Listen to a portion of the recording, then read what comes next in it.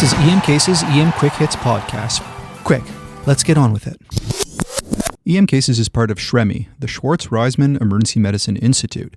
That's the nonprofit organization dedicated to improving EM care through high-quality research and education. The opinions expressed on this podcast are intended for general information and educational purposes only and should not be used to diagnose, treat, or prevent any medical condition, nor should they be used as a substitute for medical advice from a qualified practicing physician. Unless stated otherwise, the opinions expressed by the hosts or guests are made in their individual capacity, not on behalf of the Institute nor Medicine Cases. Over the last 2 decades, there has been a ton of work on sepsis and septic shock, a ton of data that has come out, and it has been a real focus of our management to improve care in sepsis and septic shock in order to reduce mortality and morbidity. There are some core pieces to our management, including early antibiotics after recognition, source identification and control, IV fluids, although we know there's a lot of debate on exactly how much and what kind, but I think most people are okay with giving some fluids, and then vasopressors to maintain perfusion. While there's a host of research on improving those pieces, there's also continued focus on additional interventions that may be useful. And one that's starting to get a lot of attention is methylene blue. Most of us are familiar with methylene blue as the antidote for methemoglobinemia, but this is a very different use. Methylene blue has a number of interesting physiologic effects, which is why it's being investigated for this use. It inhibits inducible nitric oxide synthase as well as its downstream enzyme soluble guanylate cyclase. Through these mechanisms, it restores vasoregulation. Much of the work around this drug is in vasoplegia following cardiopulmonary bypass, which is a form of vasodilatory shock, and why it is being looked at for septic shock, another form of vasodilatory shock. The idea of using methylene blue in septic shock is that it may reduce the amount and duration of vasoactive agents needed to maintain systemic perfusion. This is important because vasopressors like norepinephrine can induce tachydysrhythmias, myocardial dysfunction, and peripheral ischemia, particularly when used for prolonged durations at higher doses. The evidence for using methylene blue here is extremely limited. There's a couple of small studies showing inconsistent outcomes, but a new study published in Critical Care in 2023 gives us some additional insight. This is early adjunctive methylene blue in patients with septic shock, a randomized control trial. What this group did was perform a single-center, parallel, double-blind, randomized control trial asking the question, does methylene blue expedite the discontinuation of pressors in patients with septic shock? Patients were randomized to receive methylene blue as an IV infusion, 100 milligrams in 500 mLs of 0.9% saline over 6 hours, once daily times 3 doses, or they were in the placebo arm. They just got 500 cc's of 0.9% saline. The group enrolled 92 patients over a 5-year period of time. Most of the patients were mechanically ventilated. They were on significant doses of norepinephrine, and most were on vasopressin as well. The time to discontinue of vasopressors was shorter in the methylene blue group by about a 1-day difference, about 25 hours. There were a number of secondary outcomes here, and they did show a shorter ICU length of stay and a shorter hospital length of stay. There was no difference in liberation from mechanical ventilation or mortality between the groups. And this all brings us to our real question. Should we be reaching for methylene blue in patients with septic shock and high vasopressor requirements? I just don't think the data is there yet. This data is hopeful, but it's far from conclusive, and there are some important limitations for us to consider. It was only single center, only 92 patients over 5 years, which means that there was likely a selection bias going on, which reduces both the internal and external validity, making it really hard to apply this data forward. But most importantly, the primary endpoint isn't patient-centered, and it's unclear if it's even clinically important. Does stopping norepinephrine a day earlier lead to a better outcome? We just don't know. The authors are enthusiastic about their outcomes, and they call for larger randomized trials, which is pretty reasonable. I don't think we should be reaching for this in our clinical practice right now based on the evidence that we have. Mechanistically, it seems that there is something there, but we just need better data with patient-centered outcomes before we should start administering this. Still, it's important for us to know what's kicking around out there in the literature, and I wouldn't be surprised if some of us get asked from one of our critical care colleagues to do this. So now we can know what the basis of that recommendation is, and we can keep an eye out for better data that might prompt us to add this to our armamentarium. That, of course, was Anand Swaminathan. Thanks for the heads up about methylene blue for the really sick septic patient. Next up, we've got Nour Khatib on jaw dislocations. Now, I've seen many different TMJ dislocation reduction techniques used with varying success. My personal first-line fave is the syringe method. And if that doesn't work, then the usual thumbs in the mouth method, but the key being making sure the patient's occiput is flat against a hard surface and providing some torque by lifting up the chin while pushing down on the molars with my thumbs. Let's hear what else we can learn about TMJ dislocations. Hello, everyone. This is Nour Khatib with another rural quick hit. Reductions are one of my favorite ED procedures. Immediate relief for the patient and immediate satisfaction for every ED doctor's love of quick problem solving. When I'm working in a rural ED, though, I don't have a second physician to help with sedation.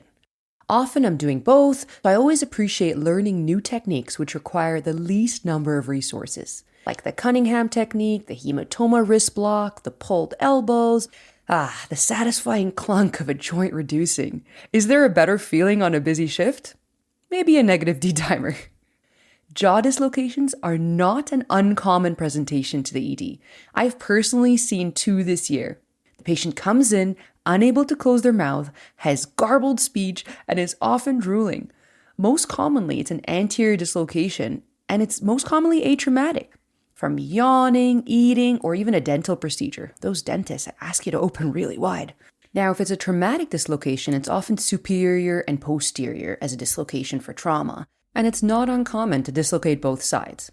The traditional technique where the physician places both thumbs in the patient's mouth on the lower molars and applies inferior then posterior force has worked for me in the past. But, number 1, it requires a good amount of force and so pain for the patient. Number 2, patients are usually sedated for it and so taking up more ED resources. And lastly, there is a risk of injury to the physician. I don't know about you, but I worry about getting bit when I do these. There are 4 anterior jaw dislocation methods. I'll be describing the extraoral technique and the syringe method for anterior dislocations. For the extraoral technique, there's one anatomical feature to keep in mind. You've got your mandible, which consists of the body, angle, and ramus. All right, bear with me, I'm describing anatomy verbally.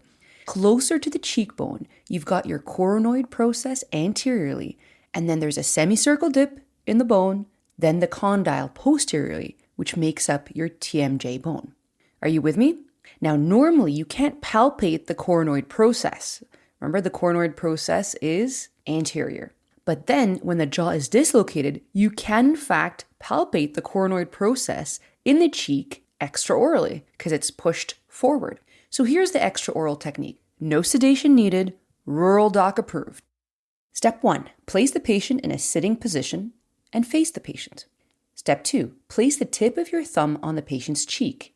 Feel for the pointy coronoid process. Remember, you can't normally feel this unless there's an anterior dislocation. Step 3, apply persistent pressure posteriorly. Step 4, you can place your other fingers behind the angle of the mandible to stabilize your grip. Lastly, on the non-dislocated side, you'll use your other hand to grip the angle of the mandible and apply anterior force. So to summarize, on the dislocated side, feel the coronoid, push posteriorly. On the non-dislocated side, grab the angle of the mandible and pull anteriorly. Do that at the same time. Clunk. It's back in. The patient is smiling and you high five and they're never going back to that dentist again. Now, on to the second no sedation technique, the syringe technique. This was first described by Gorczynski in 2014, and according to their small study, it worked 30 out of 31 times. This is easy. Patient has a dislocated jaw. You place a 5 or 10 cc syringe between the upper and inferior molars of the affected side. The size of the syringe just depends on the mouth opening. Ask the patient to roll the syringe back and forth between the teeth. Boom. Reduced. And there you have it. 2 jaw reduction techniques with minimal discomfort, minimal force, and of course, no sedation. Thanks for listening. Thank you so much, Dr. Khatib. I'm definitely going to try that pushing the coronoid posteriorly technique for the next TMJ dislocation I see. All right, next up, we have Hans Rosenberg on our Best of CGEM series, who's going to give us just the facts we need to know about a condition that doesn't scream emergency most of the time, but that we see a lot of, and sometimes these patients can get into some deep doo-doo.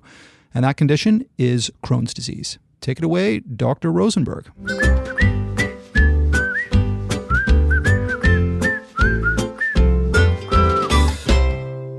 First, let's make sure that we're all talking about the same thing. What is Crohn's disease? Well, Crohn's disease is a chronic and progressive inflammatory condition that can affect any part of the gastrointestinal tract. Unlike ulcerative colitis, which only involves the colon, Crohn's disease can impact various segments of the GI tract.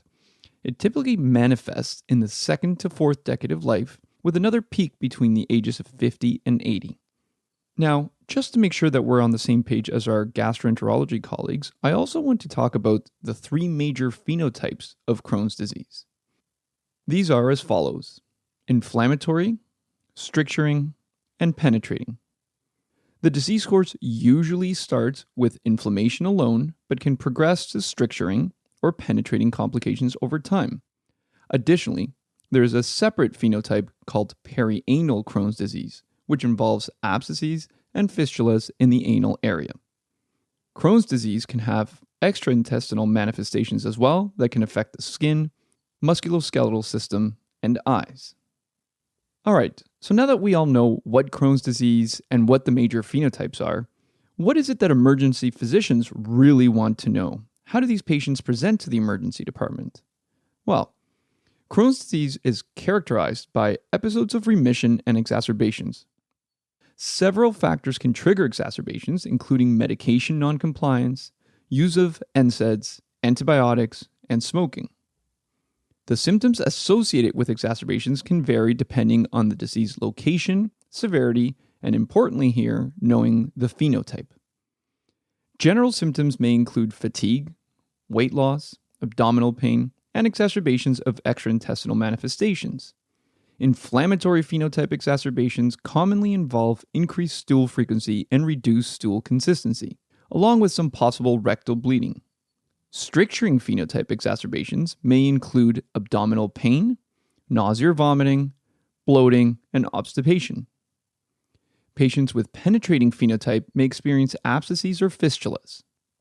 And finally, perianal Crohn's disease with fistulas often presents with discharge, abscesses, and anal pain. Severe exacerbations of any of the phenotypes may have systemic findings such as severe abdominal pain, oral intolerance, volume depletion, and more than 6 episodes of bloody diarrhea per day. Of course, like all other diseases, Crohn's may have mimics, and we'll review those briefly. These include any conditions really that would have increased abdominal pain, increased stool frequency, and these can include, of course, infectious diarrhea. One of the big concerns in a Crohn's patient would especially be C. diff infection. Other conditions that can mimic stricturing exacerbations include incarcerated hernias, volvulus, adhesions from prior surgeries, and malignancy. For abscesses or fistulas, perforated diverticulitis, appendicitis, malignancy, and postoperative complications can mimic a penetrating Crohn's disease exacerbation. So now you're ready to recognize a Crohn's patient and how they will present to the emergency department. Well, what is the workup in the emergency department for these patients? When evaluating severe exacerbations, regardless of the dominant phenotype, general investigations should include CBC, electrolytes, creatinine, and liver enzymes. In addition, albumin and a CRP would be helpful. For inflammatory predominant exacerbations, stool studies like culture and sensitivity, C. diff, and ova and parasites are recommended.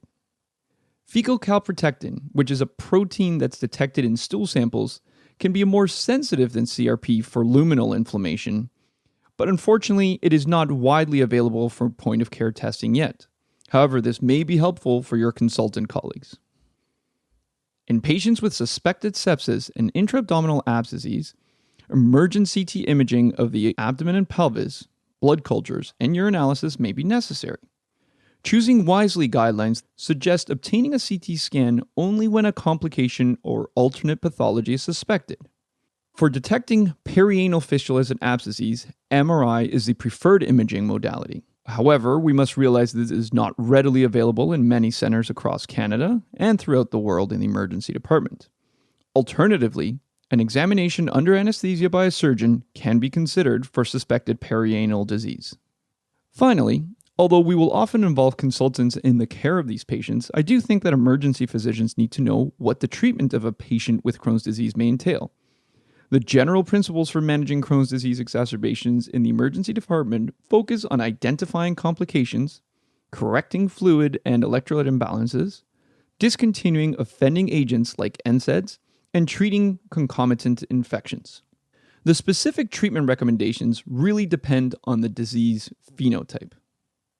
Inflammatory exacerbations, for example, are often started on oral prednisone at 40 milligrams daily for 2 weeks, followed by a 5 milligram taper per week. Alternatively, safer corticosteroid options with limited systemic exposure, such as Entocort for distal small bowel disease or Cortiment for colonic disease, may be considered.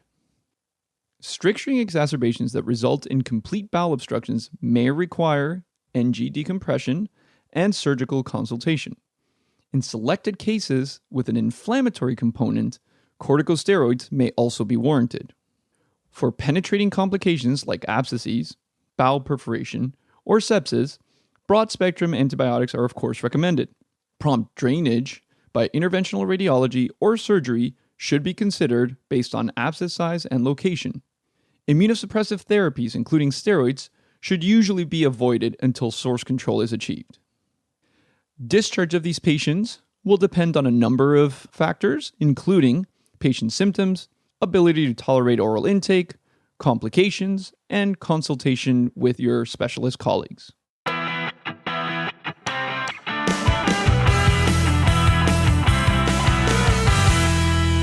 Now for our advertising segment brought to you by Metricade, the amazing scheduling system. Metricade can actually predict what the average physician-to-time assessment will be any given day by looking at the physician lineup. Some of my colleagues see 2 patients an hour, some see 3 or 4 or 5 patients an hour. If your group wants, Metricade will build the schedule based on this information as well as what shifts everyone prefers to work, creating a lineup that can handle the inflow of patients hour by hour. Best of all, the schedule still feels like self-scheduling rather than a performance algorithm. Next up, we have my colleague at Northwark General Hospital, Dr. Gil Yehudaiff, who you may remember from his excellent procedural presentations, chest tube insertion and LP from the last couple of EM Cases summits. He's going to talk about something I see more often than I think necessary, and that is seeing patients bounce back with renal colic who were not given an NSAID on their last visit and or weren't given a prescription for NSAIDs to take home. He'll talk about this and some more great stuff on treating pain in patients with renal colic. Thanks, Anton. It's great to be back on the podcast. Let's start off with a case. A 45-year-old male presents to your emergency department with sudden onset left flank pain that began an hour ago.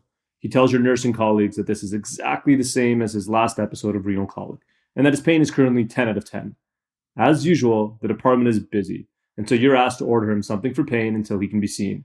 Assuming he has no other medical history and no allergies, what is your go-to treatment for renal colic? Okay, well, let's take a step back and get nerdy for just a minute. How do ureteric stones cause pain? Well, the most predominantly understood mechanism is that ureteric stones cause stretch. This stretch stimulates synthesis and release of various prostaglandins. These in turn stimulate afferent vasodilation, diuresis, leading to increased intrarenal pressure. They also directly stimulate ureteric smooth muscle spasms. So in short, prostaglandins bad. This helps explain why NSAIDs are considered the first-line treatment for renal colic. They inhibit the formation of these prostaglandins. But do they work better than opioids? Or do they work well enough? Well, what does the evidence suggest? We have multiple studies now comparing NSAIDs to opioids and even to IV paracetamol. In short, NSAIDs are as good if not better than opioids at reducing pain, doing it relatively quickly and with fewer adverse events such as nausea and vomiting, respiratory depression, and GI motility issues. Now, IV paracetamol seems to work quite well too, but it's unavailable in Canada and relatively expensive, so we won't talk much more about it. However, there is probably more to renal colic, because in most studies, there are still about a third of patients who receive NSAIDs alone with inadequate pain control. And for me, that's just not acceptable. In one study, the combination of 15 milligrams IV ketorolac and 5 milligrams IV morphine showed even better pain control and less need for rescue analgesia. Anecdotally, I find this to be the case as well. Now, often our goal is to avoid the use of opioids when possible. Other modalities have been suggested and some studied, including the use of antihistamines, antispasmodics, IV fluids, dexamethasone, and even acupuncture. Unfortunately, the best evidence suggests that they don't help or at least need further studying. And in the best case scenario, the need for rescue analgesia without an opioid is still upward of 30%. Okay, so we've decided to give an NSAID and an opioid up front. But does the route matter? Turns out that IV ketorolac really does work faster than PO or rectal, but only with a slight increase in benefit and a slight increase in adverse events as well. Rectal NSAIDs are a very reasonable alternative in the vomiting patient, as are PO NSAIDs in those who can tolerate it. The need for rescue analgesia in all three is similar. And let's face it, intramuscular medications hurt. Now, I know some of you out there are thinking, what about my patient who can't take NSAIDs? I think we need to consider these patients on a case-by-case basis. A single dose of an NSAID on a patient with an OAC is probably fine. A remote history of a peptic ulcer is not the same as a recent upper GI bleed. We can also select our NSAIDs with some intention. COX-2 inhibitors. They're reasonable, they have less GI symptoms. Naproxen has less cardiac adverse events. Ibuprofen has less renal events. We can prescribe PPIs for those with GI risk factors, and in general prescribe the lowest effective dose for the shortest duration. Listen, ultimately, if you feel that NSAIDs are truly a no-no in your patient, then just don't use them. Practically speaking, I'd add PO acetaminophen instead. So how am I going to treat this patient? For now, I'm still using IV ketorolac and IV morphine up front, with a PRN antiemetic. In a patient with nausea, without nausea, and with less severe pain up front, I'll use PO meds instead. In a patient who can't take NSAIDs, I'll substitute acetaminophen. In a patient who prefers to avoid opioids, well, I'll tell them it's reasonable, and I'll have a shared discussion about how roughly 2/3 of patients will get adequate analgesia with NSAIDs alone. Finally, when I discharge my patient, I make sure to prescribe them an NSAID, plus or minus a PPI if indicated, and I'll tell them to use acetaminophen plus the NSAID together as first-line treatment. I'll also offer them a prescription for a rectal NSAID, such as diclofenac, 50 milligrams. Anecdotally, many patients I see on return visits are not using an NSAID at home. And yes, I will still prescribe them a breakthrough opioid, such as morphine 5 to 10 milligrams immediate release to be used as needed. Thank you so much, Dr. Yehudaiff. Now, the only quibble I have about this excellent segment is about dosing for both NSAIDs and morphine. Now, I feel I need to go on a little bit of a rant here. So, Dr. Yehudaiff mentioned 15 milligrams of IV ketorolac and 5 milligrams of IV morphine. It's been well established in the literature that the ceiling dose of ketorolac is 10 milligrams. So if you give any more than 10 milligrams of IV ketorolac, the analgesic effect is no greater, but the risk of side effects are. There really is no reason I can think of to give any more than 10 milligrams of IV ketorolac ever. Then there's morphine dosing. I've grumbled about this before on EM cases, that many docs think that morphine isn't as effective as hydromorphone, but I'm pretty sure that's because we often underdose morphine. The starting dose of IV morphine is 0.1 milligrams per kilogram. So 5 milligrams of IV morphine is going to underdose the vast majority of adults that we see with renal colic. Now, I'm a skinny adult. I weigh about 72 kilograms. If I needed morphine for whatever reason, I would hope that the ED doc who orders it orders at least 7 milligrams IV, not 5 milligrams. That larger adult who weighs 100 kilograms, they need 10 milligrams of IV morphine, not 5. And the problem with underdosing morphine, besides not providing adequate analgesia, is that now you're playing catch up and you repeat the 5 milligrams again and again, each time not being quite the right dose. And so sometimes you end up with more side effects than you would have if you just gave the right dose up front. Now, all that being said, I know if the patient's frail and older, of course, you need to start with lower doses of morphine. But for that 40-year-old guy, 80-kilogram guy who comes in with searing renal colic and is not settled with just ketorolac alone, I'm starting with 8 milligrams of IV morphine. Okay, rant is over. Now, I asked Brit Long to review the literature on steroid inhalers for asthma because the evidence would suggest that emergency physicians aren't great at prescribing steroids properly for patients that we see in the emergency department with asthma. We all know how to manage asthma exacerbation, but there are some finer points when it comes to discharging that patient. We're going to ensure they have albuterol and an oral steroid for discharge, but what else should you be prescribing? The literature and guidelines are all on board with prescribing inhaled steroids for symptom control, but you might be asking yourself several questions. First, why should you as an emergency clinician be concerned about inhaled steroids? What do the data show? What are the guidelines? And how can I do this in the ED? We're going to cover all of these questions on inhaled steroids for asthma exacerbation in today's Quick Hits. First, let's look at what a controller medication does for the patient with asthma. A controller is a medication taken every day on a long-term basis, and in asthma, an inhaled steroid has several major functions for symptom control. Multiple studies suggest that low-dose inhaled steroids improve lung function and they improve symptom control. Plus, they reduce airway inflammation, the risk of exacerbation, the need for an ED visit, and total exposure to systemic steroids. All things we want for these patients. What about the actual data? A Cochrane review published in 2021 provides the best summary of what's out there. This review included 5 studies with over 9,600 patients. All of the included studies used budesonide, 200 micrograms, with formoterol, 6 micrograms as a combination inhaler. The review found that the combined inhaler reduced exacerbations requiring systemic steroids when compared to a beta agonist inhaler alone, with an odds ratio of 0.45. The combination also reduced the odds of an asthma-related hospital admission or ED visit with an odds ratio of 0.35, and it decreased the rate of adverse events and exposure to systemic steroids. When you look at the overall relapse rate of 10 to 20% for an asthma exacerbation, these findings suggest that inhaled steroids play a big role in asthma. The problem is that we're terrible at prescribing inhaled steroids from the ED. A retrospective study published in 2023 in the Journal of Emergency Medicine included 3,948 visits of adult patients with asthma.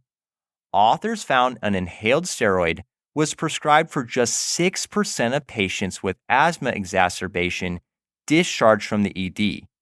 For patients with 2 or more ED visits over 12 months, the rate was 6.7%. Plus, only 14% of these patients had follow-up within 30 days. There was also a lower chance of receiving a prescription for those of Hispanic ethnicity, Black race, or those with private or no insurance. Lots of room for improvement here. Those are the data. What do the major guidelines say? The Global Initiative for Asthma 2022 guidelines are definitely on the side of inhaled steroids, and they recommend against using a SABA alone for symptom control. In the ED, they recommend using inhaled high-dose steroids within the first hour if the patient does not receive systemic steroids. But in most cases, we're giving no systemic steroids. Now, if you're discharging the patient, the guidelines recommend prescribing a regular, ongoing inhaled steroid if the patient is not already on one. if they do have a steroid inhaler at home, they recommend increasing the dose for a couple weeks. You may not be thinking about this, but an ED presentation for these patients is a big deal, and it's a major risk factor for recurrent exacerbation. The most important takeaway from these guidelines is that an inhaled steroid is the preferred first step treatment in the management pathway for patients who are discharged from the ED, not a SABA alone. The guidelines recommend using a combined steroid with formoterol on an as-needed basis for the regular outpatient management pathway. That's for the patient with symptoms less than twice a month and no risk factors for an exacerbation. Obviously, not the group we see in the ED. They're already there for an exacerbation, but that combination inhaler can be expensive depending on the patient's insurance and resources. I prefer prescribing an inhaled steroid for a controller and then a SABA for worsening symptoms, which is another possibility in these guidelines. Inhaled steroids combined with systemic steroids is a bit more controversial in the literature with conflicting results for adult patients. The key here is to get the patient a prescription for the inhaled steroid and make sure they understand how important this is. The final guideline we'll look at comes from the National Asthma Education and Prevention Program Coordinating Committee Expert Panel Working Group. In patients aged 12 years and older with mild, persistent asthma, the expert panel conditionally recommends either daily low-dose inhaled steroids and an as-needed SABA for quick relief therapy, or as-needed inhaled steroids and a SABA used together. Second, they recommend that patients aged 4 years and older with moderate to severe persistent asthma should use a single combination inhaler with inhaled steroids and formoterol as a daily controller and reliever therapy. So, with all of that, what are your takeaways? The major point here is to at least think about prescribing an inhaled steroid in that patient who comes into the ED with an asthma exacerbation, you've turned them around, and now they're ready for discharge. An inhaled steroid like budesonide, 200 to 400 micrograms, or fluticasone, 100 to 250 micrograms every day can reduce the risk of exacerbation, ED visits, and admission, and it improves lung function. Just make sure to tell the patient to swish with some water and spit after using the steroid inhaler. This is safe, it's easy, and I can guarantee that your patients will appreciate the better symptom control and lower likelihood of needing to come back when they receive a steroid inhaler. Excellent. Thanks so much, Dr. Long.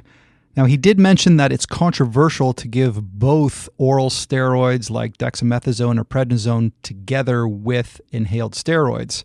But my argument for giving a prescription for both oral and inhaled steroids from the ED is that your oral steroid prescription is going to be for just a few days and cover that patient just in that acute phase, but they should be on some kind of steroid for weeks to prevent all those outcomes that Dr. Long was talking about.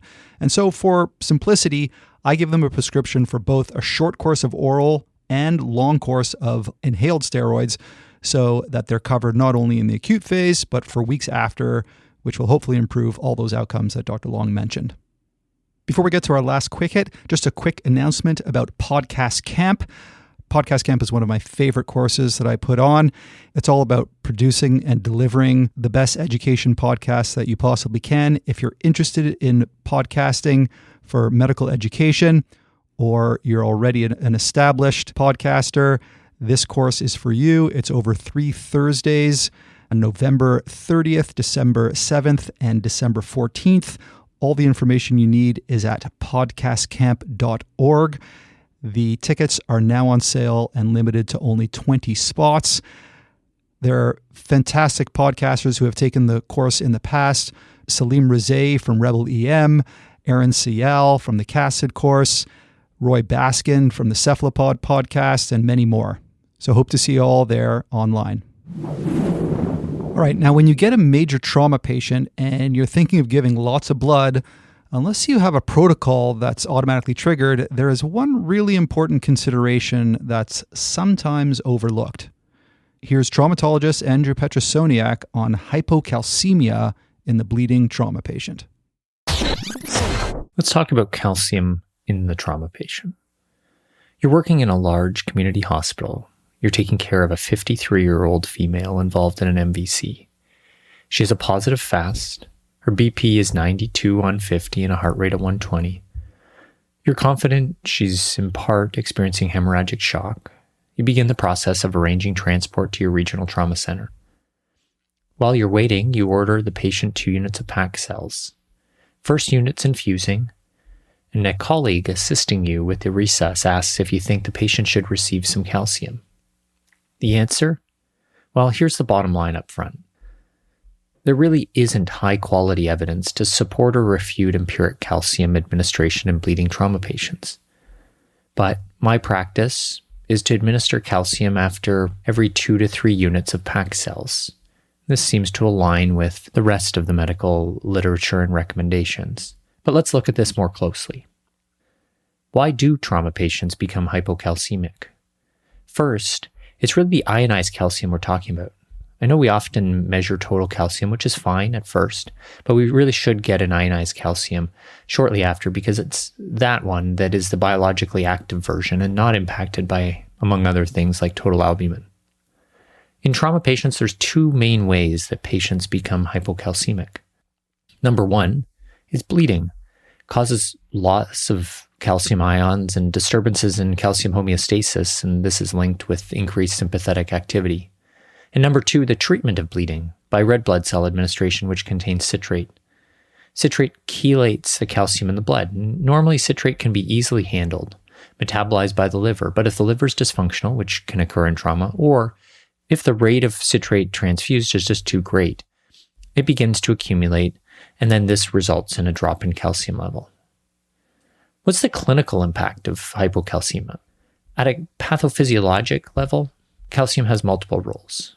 And don't worry, we're not going to go deep into reciting the clotting cascade. But calcium does play integral roles at various points in the clotting cascade by assisting with clotting factor binding, clotting factor activation, platelet adhesion, and activation. It's also integral in myocardial contractility.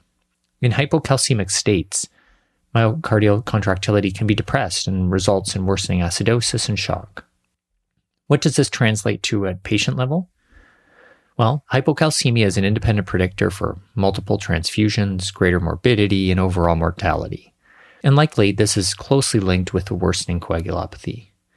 In fact, the lethal triad of trauma that we're all familiar with, comprising of acidosis, hypothermia, and coagulopathy, has been recently updated to be the lethal diamond, or at least this is what has been proposed. And the 4th component is hypocalcemia. So how can we apply this understanding of calcium and trauma in the clinical arena? We know from the literature that in some cases, up to 50% of hypotensive trauma patients are hypocalcemic upon arrival in the ED, even before receiving blood products. So something's happening either immediately or shortly after the trauma that's causing this. Then, when we give blood, we risk worsening the hypocalcemia even more. The challenge, however, is that not every bleeding trauma patient is hypocalcemic, either upon arrival or following blood product administration. In fact, there's a minority of patients who are found to be hypercalcemic, and these patients also have worse outcomes compared to those who have normal calcium levels. Anecdotally, many of the trauma patients I see that require blood are hypocalcemic, but not all. Admittedly, I can't recall the last time I saw a bleeding trauma patient with hypercalcemia, but it's well described in literature, so it happens. In a nice paper recently describing calcium levels in trauma patients, and I'll link this in the show notes, the authors point out that we don't really know, however, whether calcium levels are more just a reflection of injury severity. That is, that those who are really sick have impaired calcium homeostasis from the trauma, or does it mean that we should actually correct it? In a large cohort, they found about 13% were hypocalcemic and 3% were hypercalcemic. The rest had normal calcium levels, and this was among pretty injured patients with an ISS on average of about 20. The percent of patients with calcium disturbances to me seemed a little low compared to the rest of the literature, but regardless, what do we take from this? I wouldn't just empirically give calcium to all trauma patients. We don't know whose level is high, normal, or low. I'll break down my approach across kind of 3 clinical scenarios. Number 1, profound hemorrhagic shock. These are the patients that look like they might die. Pressure 60, severely injured. I'm anticipating MHP. I give calcium to these patients after I've ordered and given TXA and started the first unit of PAC cells. And I'll continue to give calcium empirically every 3 units of PAC cells, or until I have regular labs to guide management. Number 2, the more stable patients, but those that are receiving blood. These are the patients who have systolic BPs, maybe in the 80s to 90s. Maybe they're talking to you like our patient at the beginning. I actually hold off until I'm starting the 3rd unit of PAC cells. And the 3rd case, basically everybody else, I wait till I get a calcium level back. And really, if they're not needing blood, I can't remember the last time I ever gave calcium. I think for those of you who are looking for an even more simplified approach, if you're giving blood, you can give 1 to 2 grams of calcium and redose it every 3 units of PAC cells thereafter.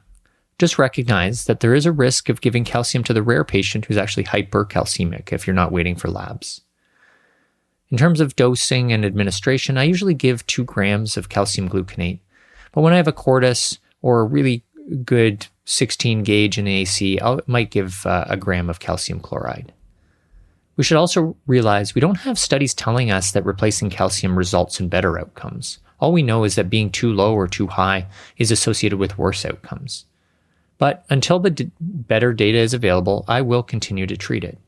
So back to our case, the patient initially only required 1 unit of PAC cells, so I decided to wait for a level. However, she then dropped her pressure more, required further transfusions, and as we started the 3rd unit, I started the calcium. And I'll continue to redose it after every 3 units of PAC cells. That's all for now. Thanks for listening. Love the details on that topic. So think of calcium in your bleeding trauma patients. It's reasonable to give it empirically for the ones getting a massive hemorrhage protocol, and it's a bit more nuanced in the patients who are a bit less sick. Don't forget to follow the serum ionized calcium, which can help guide the need for calcium replacement. Well, that about wraps it up for this month's EM Quick Hits. Hope you learned a little something about methylene blue and septic shock, that our ICU colleagues may be asking for it, but that we need a bit more data for it to be prime time to give in the ED for all septic shock patients on pressors. For TMJ dislocations, I was reminded about the syringe technique and learned about the technique of pushing back on the coronoid posteriorly while pulling the jaw anteriorly on the other side. I love the framework of thinking about Crohn's disease exacerbations and complications in 3 phenotypes: inflammatory, stricturing, and penetrating, and then which of those require steroids in the ED. We talked about what the best analgesics are for renal colic to get your patients comfortable and to avoid bounce backs. Don't forget to give a prescription for NSAIDs in all patients except those with major contraindications, and consider adding a PPI with the NSAID in patients with a history of gastritis or duodenitis. And think about the dosing of NSAIDs and morphine and get that one right. For your asthma patients, give a steroid inhaler prescription on discharge from the ED. They improve outcomes. And finally, think calcium in bleeding trauma patients. Now, in our next main episode, I had the true honor of interviewing one of the most impressive human beings I've ever met, Dr. Ben McKenzie.